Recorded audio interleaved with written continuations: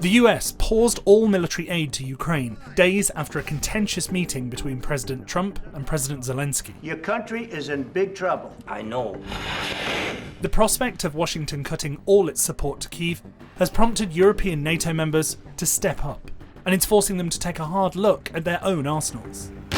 Could you take on Russia by yourselves? Well, US capabilities are, for the most part, irreplaceable for Europe. Here's a breakdown of whether European NATO countries have the money, equipment, and personnel to fill the gap. When it comes to military spending, the US is by far ahead of everyone else. At $920 billion, Washington's annual defense budget is bigger than the next 9 countries combined. The US has spent decades, since World War II, building up a military that is both massive and technologically far ahead of anybody else.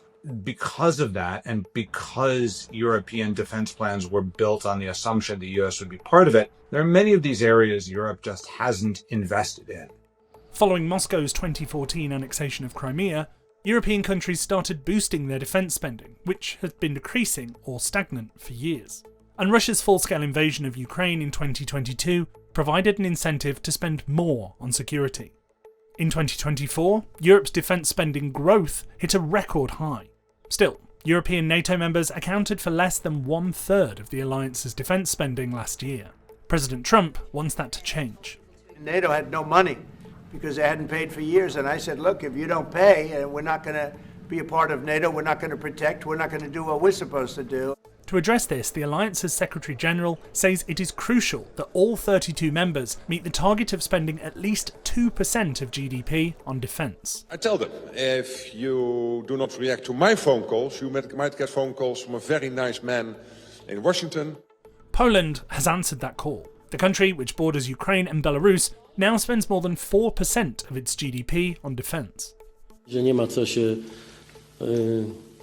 irytować, kiedy sojusznik amerykański mówi wydawajcie więcej, bądźcie silniejsi, bądźcie odporniejsi, bo to akurat te słowa znajdują absolutnie uzasadnienie w faktach. Trump has also criticised European countries over the amount of direct support to Ukraine. We've given them much more than Europe, and Europe should have given more than us, because as you know, that's right there, that's the border. The US has been Kyiv's single largest donor since Russia's full-scale invasion. But the amount of direct support received from European countries, collectively, surpasses Washington's, according to research group the Kiel Institute for the World Economy. But money isn't the only thing. Capabilities, especially for Ukraine, are vital, and there are certain capabilities that the US brings that Europe cannot replace. Europe simply doesn't make enough, or in some cases any, of the air defence systems or long-range rocket artillery that Washington provides. Currently, only the US produces Patriot air defence systems, which can shoot down Russian ballistic missiles, and US-made ATACMS have been especially effective at striking Russian supply lines. If those US systems do not continue flowing to Ukraine, it will lose the ability to defend itself against what Russia is doing on the battlefield.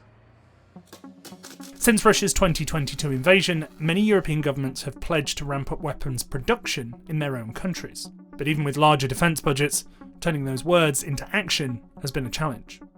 Remember, most of these components and systems essentially went out of production after the Cold War. So Europe is trying to rebuild an industry that hasn't been in place in 30-something years.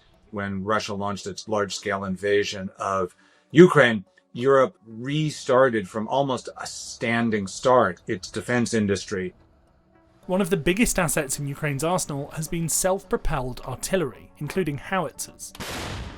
European countries have allocated more than 400 of these systems to Ukraine since 2022.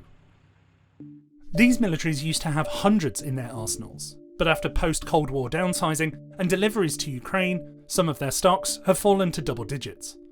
Russia has more than 1,700.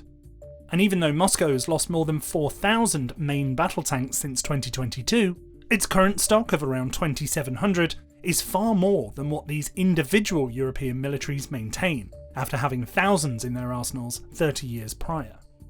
It's only when you combine all of Europe's stocks of self-propelled artillery and main battle tanks that they have an edge over Moscow.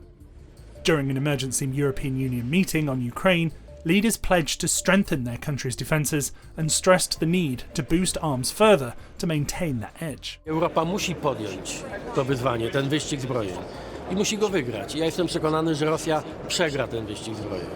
Germany's taken a leading role and has broken ground on the first Patriot missile production facility in Europe.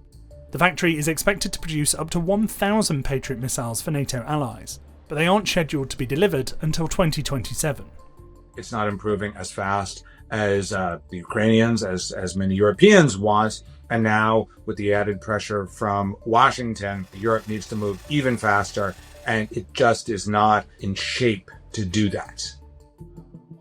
In addition to sending weapons, France and the UK have proposed putting their country's troops in Ukraine if a ceasefire or peace deal is struck.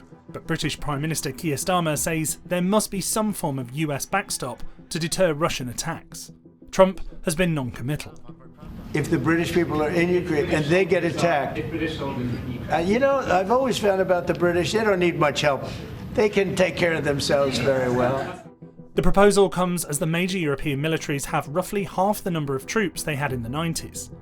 The UK currently has about 140,000 active military personnel.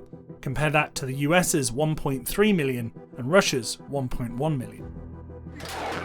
As the US scales back its support for Ukraine and possibly its military role on the continent, European NATO countries will need to decide how to balance support for Kyiv while strengthening their own defences.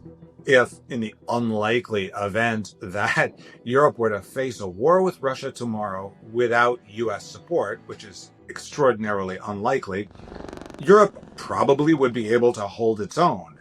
The question is, in 5 years, in a few years, if, let's say, there's some kind of peace reached in Ukraine and Russia is no longer using its military equipment to attack Ukraine and is able to rebuild, and Europe doesn't tackle the hard issues that it needs to tackle, what would it look like in a few years in a fight between Europe and Russia? And that is really what has Europeans nervous.